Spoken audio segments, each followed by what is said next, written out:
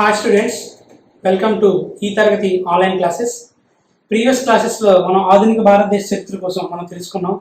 యూరోపియన్లు వచ్చి ఇక్కడ వ్యాపారం ఎలా చేశారు, అలాగే యూరోపియన్లు అనే వాళ్ళు మన భారతదేశంలో యుద్ధాలు చేసుకున్నారు. వాళ్ళ దగ్గర నుంచి బ్రిటిష్ వాళ్ళందరినీ పంపించి ఇక్కడ వ్యాపార నిమిత్తంగా ఉన్న బ్రిటిష్ వాళ్ళు పరిపాలన నిమిత్తం ఎలా చేంజ్ అయ్యారు, ఇవన్నీ కూడా మనం ప్రీవియస్ క్లాసెస్లో మనం నేర్చుకున్నాం. సో ఈ క్లాస్లో మనం నేర్చుకోవాల్సిన మెయిన్ టాపిక్ ఏంటంటే మొత్తం భారతదేశ స్వతంత్ర సంగ్రామ విషయాలన్నింటినీ కూడా ఒక టర్నింగ్ పాయింట్ అంటారు. తిరగరాసిన ఒక ఇన్సిడెంట్ జరిగింది, దాన్ని 1857 సిపాయిల తిరుగుబాటు అంటారు. సో ఈ తిరుగుబాటులో భాగంగా ఈ తిరుగుబాటుని ఆసరాగా ఈ తిరుగుబాటుని బేస్గా తీసుకొని తర్వాత ఉద్యమాలకి ఒక ప్రేరేపణగా ఈ తిరుగుబాటు మనకి తెలిసిందనమాట. సో ఆ విధంగా ఈరోజు మనం ఈ 1857 సిపాయిల తిరుగుబాటు ఎలా జరిగింది, సో ఈ తిరుగుబాటు తర్వాత బ్రిటిష్ ప్రభుత్వంలో ఫలితాలు ఏమొచ్చాయి, ఆ తర్వాత దానివల్ల భారతదేశంలో ఎటువంటి మార్పులు వచ్చాయి, సో అసలు ఈ తిరుగుబాటు ఎలా జరిగింది, ఎక్కడ జరిగింది, ఏం జరిగింది అనేది మనం ఈరోజు క్లాస్లో మనం తెలుసుకుందాం. ఫస్ట్ ఆఫ్ ఆల్ సిపాయిల తిరుగుబాటు అనేది మనం క్లారిఫైగా చాలా కాన్ఫిడెంట్గా చెప్తున్నాం. ఇంతకీ రైతులు తిరుగుబాటు చేశారు, కొన్ని రాజ్య సంస్థలు తిరుగుబాటు చేశాయి, అలాగే కొంతమంది రాజులు తిరుగుబాటు చేశారు, కొంతమంది రాజకీయవేత్తలు తిరుగుబాటు చేశారు, చాలా మంది భారతీయులు తిరుగుబాటు చేశారు. కానీ ఈ రైతుల తిరుగుబాటు ఎందుకు ఇంత ప్రాముఖ్యత సంతరించుకుందంటే, సో ఈ సిపాయిల తిరుగుబాటు ఎందుకు ఇంత ప్రాముఖ్యత సంతరించుకుందంటే భారతదేశం యొక్క స్వతంత్ర స్థితి గతిని మార్చివేసిన సన్నివేశం. అది ఎలాగంటే ఫస్ట్ ఆఫ్ ఆల్ ఈ సిపాయిలు అనే వాళ్ళు మన భారతదేశంలో తిరుగుబాటు కొత్త విషయం ఏమి కాదు. అప్పటికి అంతకుముందు వెల్లూరులో ఒకసారి తిరుగుబాటు చేశారు, తమిళనాడు దగ్గర ఉన్న. ఆ తర్వాత మీరట్లో తిరుగుబాటు చేశారు, అలాగే బారక్పూర్లో తిరుగుబాటు చేశారు. అయితే 1957లో ఇన్సిడెంట్ ఏం జరిగిందంటే బారక్పూర్ అనే ఒక రెజిమెంట్ ఉంది. బారక్పూర్ అనే రెజిమెంట్ ఉంది. ఈ బారక్పూర్ రెజిమెంట్ వెస్ట్ బెంగాల్లో ఉంది. ఈ రెజిమెంట్లో బ్రిటిష్ వాళ్ళు తమ యొక్క సైనిక బలగంలో ఆయుధ సంపత్తిని పెంచుకునే ప్రయత్నంలో భాగంగా ఎన్ఫీల్డ్ రైఫిల్స్ అనే కొత్త రైఫిల్స్ ప్రవేశపెట్టారు. Enfield rifles. సో ఈ ఎన్ఫీల్డ్ రైఫిల్స్ ఏంటంటే అంతకు ముందు ఉన్న రైఫిల్స్ కంటే కొంచెం సామర్థ్యం ఎక్కువ ఉన్నవి, కొంచెం ఎక్కువ డిస్టెన్స్ ఎయిమింగ్ వెళ్ళేవన్నమాట. సో దానికోసం ఈ రైఫిల్ యొక్క మ్యానుఫ్యాక్చరింగ్ తయారీ ఎలా ఉంటుందంటే బ్యారెల్ అనేవి చాలా పొడుగ్గా ఉంటాయి అన్నమాట. బ్యారెల్స్ అనేవి చాలా పొడుగ్గా ఉన్న తయారీతో తయారు చేసినవి. సో ఈ గన్స్, ఈ యొక్క రైఫిల్స్ ఏంటంటే ఈ ఎన్ఫీల్డ్ రైఫిల్స్, ఈ బ్యారెల్స్ ఇంత పొడుగు ఉండడం వల్ల ఏదైనా ఒక ఎయిమ్ని మనం టార్గెట్ చేసి కొడుతున్నప్పుడు శత్రువు అనేవాడికి కొంత ఇంకా ఎక్కువ 200 మీటర్ల దూరంలో ఉన్నా కూడా తన యొక్క ఎయిమింగ్ కొట్టే సామర్థ్యం ఉన్న రైఫిల్స్ అన్నమాట. అయితే ఈ రైఫిల్స్ని బారక్పూర్ రెజిమెంట్లో భారతీయ సైనికులను వాడమని చెప్పి బ్రిటిష్ వాళ్ళు వాళ్ళ యొక్క నోటీస్ ఇచ్చారు, ఒక వార్నింగ్ ఇచ్చారు, ఒక కమాండ్ ఇచ్చారు. కానీ ఈ రైఫిల్ యొక్క ఉద్దేశం ఏంటంటే ఈ రైఫిల్ యొక్క బ్యారెల్ యొక్క గొట్టాలని ప్రతిరోజు సైనికులు క్లీన్ చేసుకుంటూ ఉండాలి. అది దేంతో క్లీన్ చేస్తారంటే గ్రీజ్తో క్లీన్ చేస్తారు. గ్రీజ్తో క్లీన్ చేసే ఈ రైఫిల్స్, ఆ గ్రీజ్ అనేది తెలుసు కదా మనకి ముద్దలా ఉంటుంది, ఆ గ్రీజ్ అనేది ఆవు కొవ్వు నెయ్యి కొవ్వుతో తయారు చేసిన గ్రీజ్. ఈ ఆవు కొవ్వు నెయ్యి కొవ్వుతో తయారు చేసిన గ్రీజ్తోని వీళ్ళు బ్యారెల్ని క్లీన్ చేస్తూ ఉండాలి. లేకపోతే ఈ మధ్యన బుల్లెట్కి ఈ బ్యారెల్ ఫ్రిక్షన్ అయిపోతుంది అన్నమాట, సరిగ్గా మనకి టార్గెట్ అనేది రీచ్ అవ్వదు. సో దానికోసం బ్రిటిష్ వాళ్ళు ఎన్ఫీల్డ్ రైఫిల్స్ వాడమని చెప్పారు. సో ఎన్ఫీల్డ్ రైఫిల్స్ వాడమని చెప్తే అక్కడ ఏం జరిగిందంటే ఈ ఆవు కొవ్వు పంది కొవ్వుతో మేము క్లీన్ చేసుకొని ఈ తుపాకీలు మేము వాడమండి, ఎందుకంటే ఆవు అనేది మా సాంప్రదాయకమైన మా యొక్క శుభానికి సూచకమైన ఒక గోవు. అలాగే హిందువులు అలా మాట్లాడి వాళ్ళకి చెప్పారు వాడమని. అదే ముస్లిమ్స్ అయితే పంది అనేది మాకు చాలా జుగుప్సాకరమైన జంతువు అండి, దాన్ని మేము ఎప్పుడు కూడా ముట్టుకొని చూస్తేనే మాకు పాపం అనే విధంగా ఉంటుంది. సో అలాంటి పంది కొవ్వు ఉన్నదని మేము ఎలా వాడతామని ముస్లిమ్స్ ఈ యొక్క రెజిమెంట్లో తిరుగుబాటు చేయడానికి ముందుకొచ్చారు. దేనికోసం అంటే ఈ రైఫిల్స్ వాడము. కానీ ఇక్కడున్న బ్రిటిష్ అధికారులు మటుకు ఎలాగైనా రైఫిల్ వాడాలి అని చెప్పారు. సో దీన్ని మనసులో పెట్టుకొని ఈ యొక్క రెజిమెంట్ లో, ఈ బారక్పూర్ రెజిమెంట్ లో ఒక సైనికుడైన 34th కమాండ్ దళపతి ఉంటాడు. సో మన 34th కమాండ్ దళపతి అయిన ఒక రెజిమెంట్ లో దళపతి అయిన మంగల్ పాండే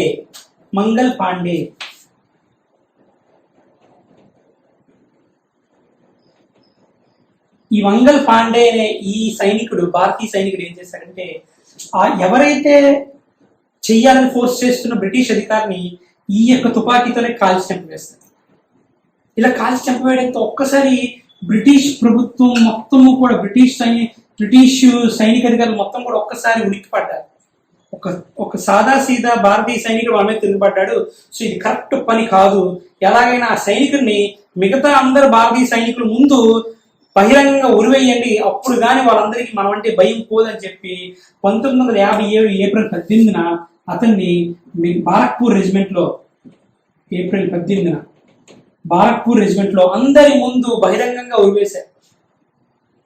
సో ఈ ఇన్సిడెంట్ చూసి భారతీయ సైనికులు చాలా భయపడ్డారు. వాళ్ళలో కోపం, ఉక్రోషం, అగ్రెసివ్నెస్ వచ్చింది, కానీ ఏం చేయలేని పరిస్థితి. సో దాంతో భారతీయ సైనికులు అందరూ కూడా ఎలాగైనా బ్రిటిష్ వాళ్ళ మీద తిరుగుబాటు చేయాలని ఒక దృఢ నిశ్చయంతో ఉన్నారు. అయితే ఈ తిరుగుబాటు బారక్పూర్లో రాలేదు. ఈ తిరుగుబాటు ఎక్కడ వచ్చిందంటే మీరట్లో వచ్చింది, మీరట్ రెజిమెంట్లో వచ్చింది. అంటే ఈ విషయం తెలుసుకున్న మీరట్ రెజిమెంట్ భారతీయ సైనికులు ఎలాగైనా బ్రిటిష్ వాళ్ళ మీద తిరుగుబాటు చేయాలని చెప్పి ఒక తేదీని నిర్దేశించుకున్నారు. ఆ తేదీయే 1857 మే 10. 1857 మే 10 ఈ తేదీన సిపాయిలు అనే వాళ్ళు తిరుగుబాటు చేశారు. మెయిన్ గా ఎక్కడ సిపాయి తిరుగుబాటు చేశారంటే మీరట్ అనే రెజిమెంట్ లో ఉన్న సిపాయిలు తిరుగుబాటు చేశారు.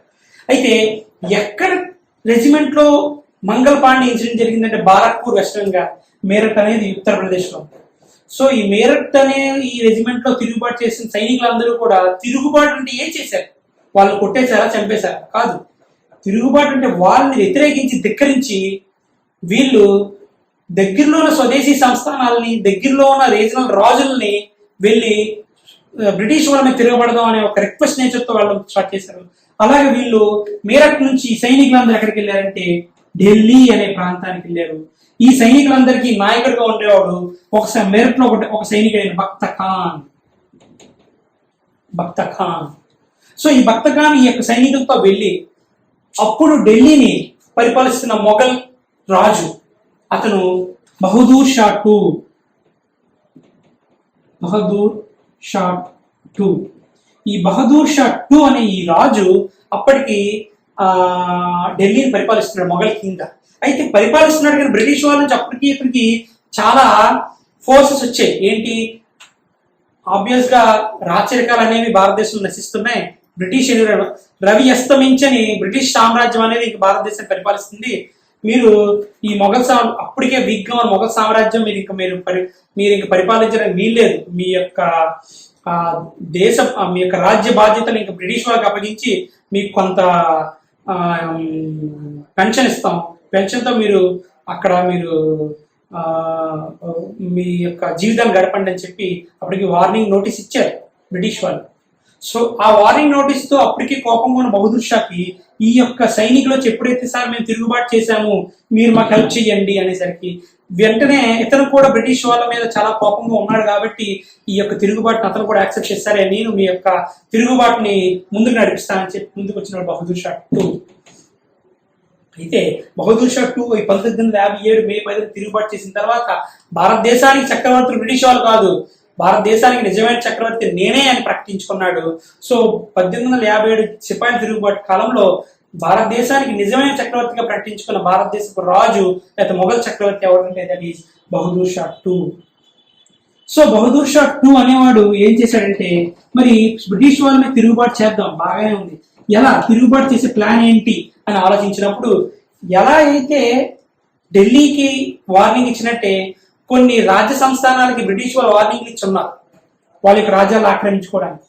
సో ఎవరైతే బ్రిటిష్ వాళ్ళ మీద పీడింపబడుతున్న రాజ్యాలని మనం గ్యాదర్ చేసి, ఇదిగో ఇలా సిపాయిలు మనకి హెల్ప్ వచ్చారు, సో మీరు కానీ ఈ యొక్క సిపాయిలతో పాటు కొలైడ్ అయ్యి బ్రిటిష్ వాళ్ళు తిరుగుబాటు చేస్తే బ్రిటిష్ వాళ్ళు మనం పంపించేయవచ్చు అనేసి ఎక్కడెక్కడ రాజ్యాల్లో బ్రిటిష్ వాళ్ళ మీద కోపం ఉన్న రాజ్యాధినేతల్ని వీళ్ళు గ్యాదర్ చేశారు. మొట్టమొదటిసారిగా మనకు తెలుసు సైనికులు అనే వాళ్ళు ఫస్ట్ వెళ్ళిన ప్లేస్ ఏంటంటే ఢిల్లీ. ఢిల్లీ యొక్క కింగ్ అప్పుడు ఎవరమ్మా? బహదూర్ షా టూ. అయితే ఈ బహదూర్ షా టూకి హెల్ప్ గా ఉంటూ బ్రిటిష్ వాళ్ళ మీద తిరుగుబాటుదారుడు ఎవరంటే బక్త ఖాన్. ఇందాక చెప్పాను కదా ఢిల్లీకి అతను వెళ్ళినప్పుడు సైనికులకి హెడ్ గా దళపతిగా ఉన్నాడని బక్త ఖాన్. అయితే ఢిల్లీ బహదూర్ షా టూ అనేవాడు బక్త ఖాన్ యొక్క తిరుగుబాటుదారుని హెల్ప్ తోని బ్రిటిష్ వాళ్ళ మీద యుద్ధం ప్రకటిస్తే బ్రిటిష్ వాళ్ళు అక్కడ ఒక పర్సన్ ని ఈ తిరుగుబాటును అణిచివేయడానికి ఏర్పాటు చేశారు. ఆ సైనికాధికారి ఎవరంటే ఆ బ్రిటిష్ సైనికాధికారి హడ్సన్. ఈ హడ్సన్ అనే బ్రిటిష్ అధికారి ఈ బక్త ఖాన్ని చంపేసి బహదూర్ షా టూని బంధించేస్తారు. బంధించేసి బర్మాలో మయన్మార్లోని రంగూన్ జైలుకి అతన్ని పంపించేస్తారన్నమాట. సో ఆ జైల్లో ఈయన పాపం ఉంటూ 1864లో చనిపోవడం జరుగుతుంది. సో అందుకే మనకి బ్రిటిష్ వాళ్ళ యొక్క సిపాయి తిరుగుబాటు తర్వాత మొఘల్ సామ్రాజ్యం మొత్తం కూడా బ్రిటిష్ వాళ్ళ అండర్లోకి వెళ్ళిపోయింది. సో బ్రిటిష్ వాళ్ళని చాలా కాన్ఫిడెంట్ గా ఎదుర్కొందాం అనుకున్నారు, కానీ ఈ తిరుగుబాటు తర్వాత వీళ్ళు దెబ్బతిన్నారు.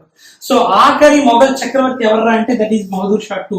ఎందుకంటే ఇతని తర్వాత ఇంకెవరు చక్రవర్తులుగా మొఘల్ సామ్రాజ్యం పూనుకోలేదు, ఢిల్లీ సామ్రాజ్యాన్ని ఎవరు కూడా పరిపాలించలేదు. సో ఆఖరి మొఘల్ చక్రవర్తి, మొఘల్ రాజు, the last Mughal emperor Bahadur Shah two. ఓకేనా? 1857 కాలంలో ఏ మొఘల్ చక్రవర్తి సైనికులకి హెల్ప్ చేస్తూ ఢిల్లీ నుంచి తిరుగుబాటు చేశాడు? బహదూర్ షా టూ. అప్పుడు యొక్క తిరుగుబాటుదారుడు బక్త ఖాన్.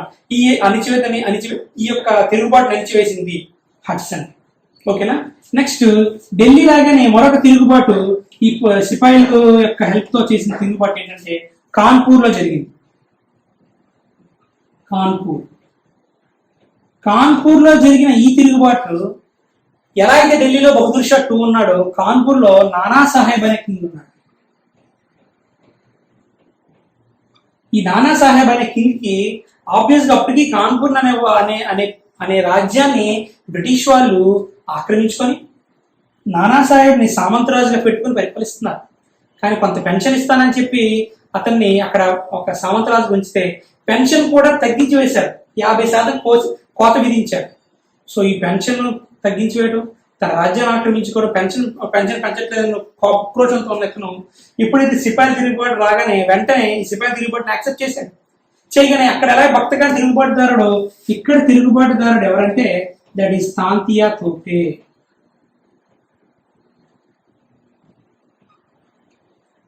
ఓకేనా? తాంతియా తోపే. తాంతియా తోపే మంచి యుద్ధ తంత్రాలు తెలిసిన ఒక సైనికుడమ్మ. ఇతను గిరిల్లా యుద్ధ రీతికి చాలా మంచి ప్రాముఖ్యమైన వ్యక్తి తాంతియా తోపే.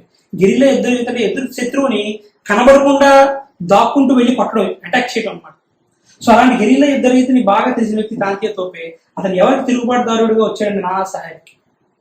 కానీ ఇక్కడ ఏం జరిగిందంటే ఇక్కడ ఇలాంటి మంచి యుద్ధ తంత్రాలు గారు వాడిని ఎదుర్కొనడానికి మరొక మంచి స్కిల్డ్ బ్రిటిష్ సైనికాధికారిని పంపించారు. అతను క్యాంప్ బెల్. ఇతను చాలా మంచి బ్రిటిష్ ఆపరేషన్స్ చేశాడమ్మా.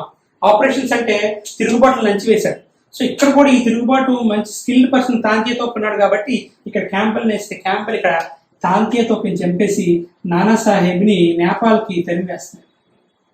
అంటే తరిమివేయడం అంటే పారిపోయాడు అనమాట నానా సాహెబ్. సో ఈ విధంగా కాన్పూర్ కూడా ఎవరి అండర్లోకి వచ్చిందంటే బ్రిటిష్ వాళ్ళ అండర్లోకి రావడం జరుగుతుంది. సో ఆ తర్వాత సేమ్ ఢిల్లీ కాన్పూర్ లాగా మరొక ప్లేస్ దట్ ఈస్ అవధ్ లేదా అయోధ్య.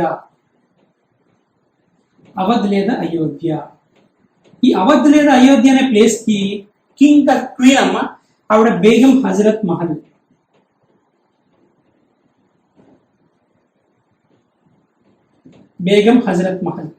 ఈ బేగం హజరత్ మహల్ తన కొడుక్కి పట్టాభిషేకం చేసి బ్రిటిష్ వాళ్ళ యొక్క దాడులను ఎదుర్కోవడానికి సమర్థవంతంగా బ్రిటిష్ వాళ్ళ మీదకి దాడికి వ్యక్తిస్తుంది.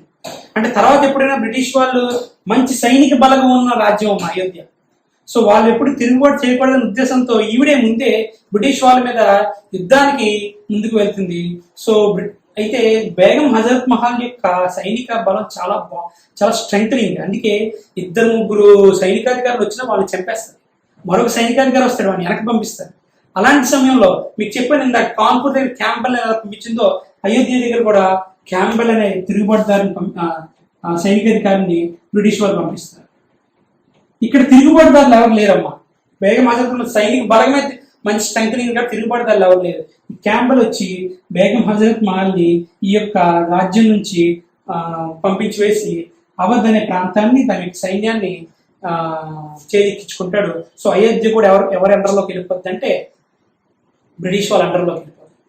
సో నెక్స్ట్ ఇంకో ప్రాంతం ఏంటంటే ఇలాగే సైనికులకి హెల్ప్ చేస్తూ తిరుగుబాటు చేసిన ప్రాంతం ఝాన్సీ, మనందరికీ తెలిసిన ప్రాంతం.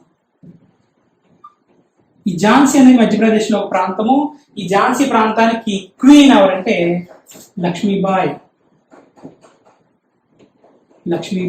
ఈ ఝాన్సీ ప్రాంతానికి క్వీన్ లక్ష్మీబాయి. ఈ లక్ష్మీబాయి యొక్క అసలు పేరు మణికర్ణిక. ఈవిడికి పెళ్ళైందని ఆవిడ పేరు అతని పేరు గంగాధర్రావు, భర్త పేరు గంగాధర్రావు. ఇతను ఒక దత్తపుత్రుడు, 5 సంవత్సరాల దత్తపుత్రుడు దామోదర్రావు. అయితే ఇక్కడ ఝాన్సీ లక్ష్మీబాయి బ్రిటిష్ వారి మీద సైనికులు వచ్చి అడగగానే తిరుగుబాటు చేయడం కారణం ఏంటంటే బ్రిటిష్ వాళ్ళు పెట్టిన రాజ్య సంక్రమణ విధానము, డల్హౌసీ పెట్టిన రాజ్య సంక్రమణ, బ్రిటిష్ భారత గవర్నర్ జనరల్ అయిన డల్హౌసీ పెట్టిన రాజ్య సంక్రమణ విధానం అనేది ఈవిడ తిరుగుబాటు చేయడానికి కారణం. ఇంతకీ ఏంటి రాజ్య సంక్రమణ విధానం?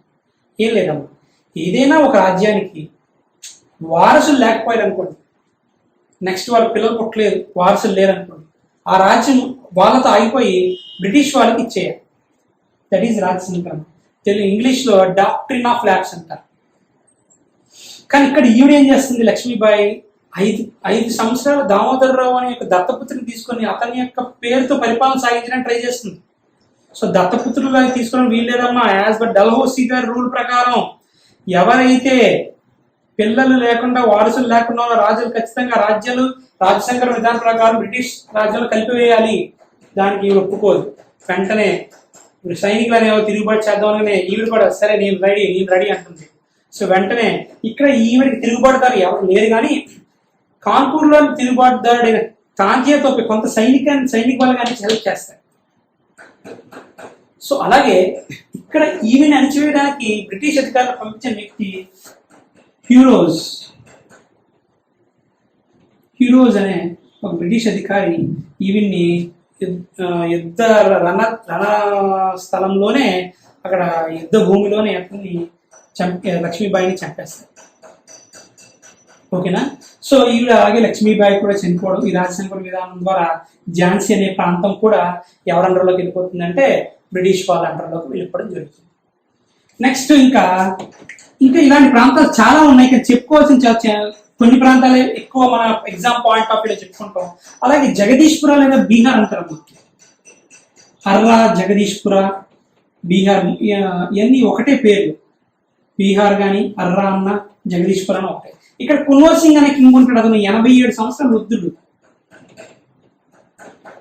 ఇతను వయోభారం వల్ల పరిపాలనకు పనికిరాని ఉద్దేశంతో ఇతన్ని బంధించి ఈ యొక్క ప్రాంతాన్ని ఇతను కూడా తిరుగుబాటు చేస్తారు. పాపం బ్రిటిష్ వాళ్ళు వయోభారం ఉద్దేశంతో మా మీద తిరుగుబాటు చేయడం రెడీగా ఉన్నారు, నేనే తిరుగుబాటు చేస్తానని చెప్పి పాపం కున్వర్ సింగ్ తిరుగుబాటు చేస్తారు. ఆ యొక్క సమయంలో అతను సైనికులు తిరుగుబాటు చేసినా పాపం అతని యొక్క వయోభారం అతనికి సహకరించక బ్రిటిష్ వాళ్ళకి సరెండర్ అయ్యేలాగా అయిపోతుంది.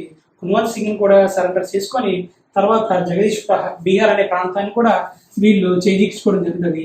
ఈ విధంగా చాలా ప్రాంతాలు 1857 సిపాయిల తిరుగుబాటులో భాగంగా చాలా ప్రాంతాలు ఏమయ్యాయి అంటే బ్రిటిష్ వాళ్ళ అండర్లోకి.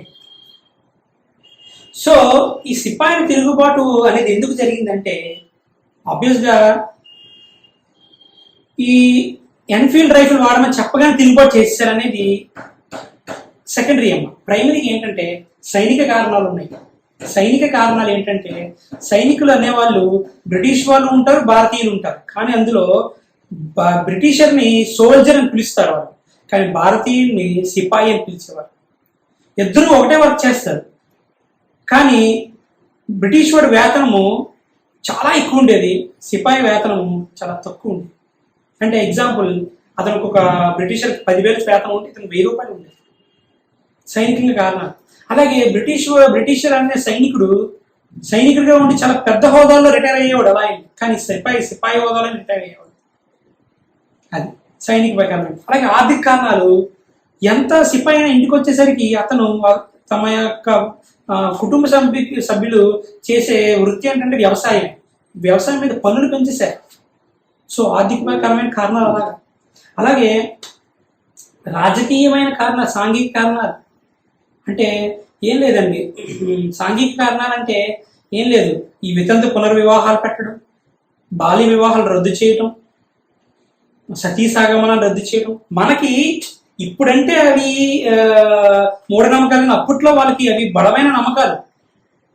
ఎగ్జాంపుల్, మనకు కొబ్బరికాయ కొట్టడం అనేది మనకి ఇప్పుడు దేవుడికి మనం ఇస్తున్న ఒక పూజ వర్షిప్ లాంటిది. కానీ కొన్ని ప్రాంతాల్లో కొబ్బరికాయలు కొట్టకూడదు. ఎందుకు? కేరళలో కొబ్బరికాయలు క్రాప్ తగ్గిపోయినప్పుడు కొబ్బరికాయలు నిషేధిస్తారు. అలాంటి సమయాల్లో అక్షరాస్యతలో మొదటి ప్లేస్లో ఉన్న కేరళలోనే తిరుగుబాట్లు చేశారు, కొబ్బరికాయలు ఎందుకు కొట్టనవట్లేదు, ఈ మధ్యన జరిగింది. సో అలాంటి బాగా చదువుకున్న అక్షరాస్యతలో మొదటి ప్లేస్లో ఉన్న కేరళలోనే దేవుడి విషయానికి వస్తే అలాంటి నమ్మకాల్లో అలా ఉన్నప్పుడు, ఒకప్పుడు అక్షరాస్యతతో 5% ఉన్న సమయంలో ఈ యొక్క మూఢనమ్మకాలు బలంగా నమ్మే సమయంలో బ్రిటిషర్లు వచ్చి మంచి చేశారు. కానీ అప్పటికైతే మనకి కరెక్ట్ కాదు.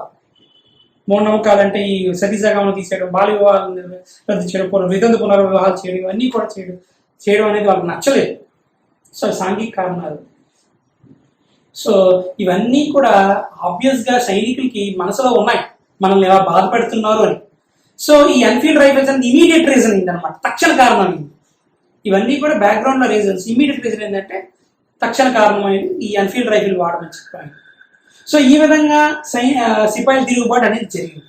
సో ఈ సిపాయిల తిరుగుబాటు తర్వాత ఫలితాలు ఏంటి? అయితే ఈ సిపాయిల తిరుగుబాటు అనేది సైనికులకి సక్సెస్ అవ్వడం రీజన్ ఏంటంటే, ఒక ప్రాంతంలో యూనిటీగా జరిగింది కాదు, వేరే ప్రాంతాల్లో అక్కడక్కడ సైనికులు వాళ్ళు తిరుగుబాటు చేయడం, ఏ ప్రాంతమో కూడా వాళ్ళ కమ్యూనికేషన్ లేకపోవటము, అక్కడ వెంటనే బ్రిటిష్ వాళ్ళు తమ యొక్క తెలివితేటలు ఉపయోగించి ప్రాంతానికి అనుగుణంగా మంచి అధికారులు పంపించి వాళ్ళకి అణిచివేయడం చేశారు. సో దానివల్ల విఫలమే. అయితే దీనివల్ల ఫలితాలు ఏంటంటే, జనరల్గా మీకు చిన్న క్లారిటీ ఇవ్వాలి. బ్రిటన్ ప్రభుత్వం ఉందా, బ్రిటన్ గవర్నమెంట్, బ్రిటన్ ప్రభుత్వం అది ఎక్కడ ఉంటుంది? బ్రిటన్లో ఉంటుంది. మన భారతదేశంలో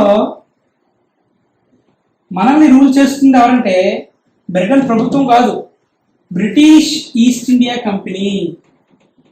ఎందుకంటే వీళ్ళే కదా వ్యాపారం చేయడానికి వచ్చారు. అయితే బ్రిటిష్ ఈస్ట్ ఇండియా కంపెనీకి వీళ్ళు ఇచ్చిన రూల్స్ అండ్ రెగ్యులేషన్స్ ప్రకారం వీళ్ళు మనల్ని రూల్ చేస్తూ ఉంటారు. వీళ్ళు ఏం చేశారంటే కొన్ని చట్టాలు ఇస్తున్నారు వీళ్ళకి, రెగ్యులేటింగ్ చట్టము, చార్టర్ చట్టాలు, ఓకే, ఇలాంటి చట్టాలు ఇస్తున్నారు. మీరు ఇలా ఏం చెప్తారో ఆ విధంగా మీరు రూల్ చేసుకోండి. ఆ చట్టాల ప్రకారం రూల్ చేస్తున్నారు. కానీ వీళ్ళకి అనుమానం వచ్చింది, భారతీయుల మీద వీళ్ళ యొక్క చర్యలు అనేవి ఎలా ఉందంటే మన దేశానికి మచ్చ తెచ్చే విధంగా ఉన్నది. సో వీళ్ళు అప్పటికీ వార్నింగ్ ఇచ్చే బ్రిటన్ ప్రభుత్వం, మీరు రూల్ చేస్తున్నారు, కానీ ఏదైనా భారతదేశంలో మా బ్రిటన్ ప్రభుత్వానికి చెడు తెచ్చి ఇన్సిడెంట్ కానీ తిరుగుబాట్లు కానీ ఏమైనా జరిగితే వెంటనే మిమ్మల్ని రద్దు చేస్తాము అని చెప్పి వీళ్ళు ముందుగానే హెచ్చరించారు. ఆ విధంగానే 1857 తిరుగుబాటు జరిగిన వెంటనే, అమ్మో ఇలా అయితే ప్రపంచంలో రవి అస్తమించని బ్రిటిష్ సామ్రాజ్యం మన సామ్రాజ్యం అనేది మన దగ్గర ఉన్న ఒక ట్రేడ్ కంపెనీ వల్ల పోకూడదు అనే ఉద్దేశంతో మొట్టమొదటి ఫలితం ఏంటంటే, ఆఫ్టర్ సిపాయిల తిరుగుబాటు తర్వాత బ్రిటన్ ప్రభుత్వం బ్రిటిష్ ఈస్ట్ ఇండియా కంపెనీని రద్దు చేసింది. ఇంక బ్రిటిష్ ఈస్ట్ ఇండియా కంపెనీ మీకు రూల్ చేయదు, ఇలా కూడా వెనకొచ్చేయండి, మేమే బ్రిటన్ ప్రభుత్వమే డైరెక్ట్ గా రూల్ చేస్తాం భారతదేశాన్ని. అప్పుడు పరిపాలిస్తున్న రాణి ఎలిజబెత్ I ఆవిడ డైరెక్ట్ గా 1858లో మేము రూలింగ్ స్టార్ట్ చేసామని చెప్పి ప్రకటన జరిగింది. సో అందుకే ఈ యొక్క ప్రకటనకు అనుగుణంగానే దీన్ని రాణి పాలన అంటారు.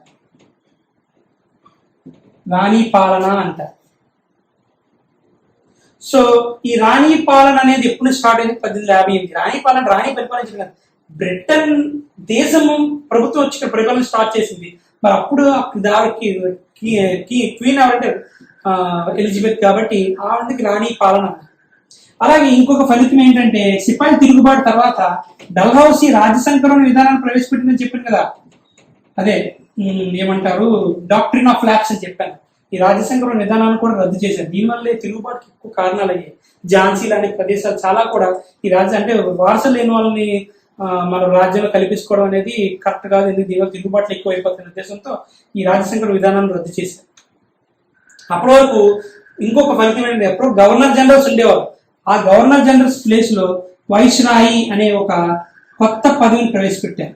ఇతనికి హెల్ప్ గా మరొక ఎవరికి అక్కడ బ్రిటన్ ప్రభుత్వంలో ఉన్న బ్రిటన్ కి వైస్రాయ్కి మధ్యన ఈ వైస్రాయ్ అనే కొత్త పదవిని ప్రవేశపెట్టి వీళ్ళ అండర్లో వైస్రాయ్ అనేవాడు ఇక్కడ రూల్ చేస్తారు అనమాట. ఓకేనా? అయితే రాజ్య కార్యదర్శి అనేవాడు ఈ యొక్క పరిపాలన చూసుకుంటూ ఉంటాడు. రాజ్య కార్యదర్శి అంటే ఒక స్టేట్ కి చీఫ్ మినిస్టర్ ఉంటాడు కదమ్మా, అతను వైస్రాయ్ అనుకోండి. ఓకేనా? సెంట్రల్ గవర్నమెంట్ లో ప్రెసిడెంట్ ఉంటాడు కదా, అతను బ్రిటన్ అనుకోండి. మధ్యలో గవర్నర్ అనేవాడు వీళ్ళిద్దరికి ప్లాట్ఫామ్ ఉంటాడు కదా, అతను రాజ్య కార్యదర్శి, స్టేట్ సెక్రటరీ అంటారు. ఇలాంటి కొత్త పదవుల్ని తర్వాత ప్రవేశపెట్టారనమాట. అంటే చాలా జెన్యూన్గా ఉండాలి, భారతదేశం జరిగిన ప్రతి విషయం నాకు తెలియజేయాలనే ఉద్దేశంతో బ్రిటన్ వైస్రాయ్ని పంపిస్తూ ఇతనికి మధ్యలో రాజ్య కార్యదర్శి స్టేట్ సెక్రటరీని కూడా ఏర్పాటు చేయడం జరిగింది.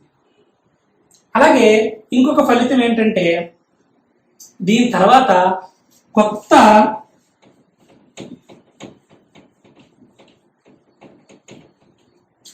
చట్టాన్ని కూడా రూపొందించడం జరిగింది బ్రిటిష్ ప్రభుత్వం నుంచి. సో ఇవన్నీ కూడా ఫలితాలు.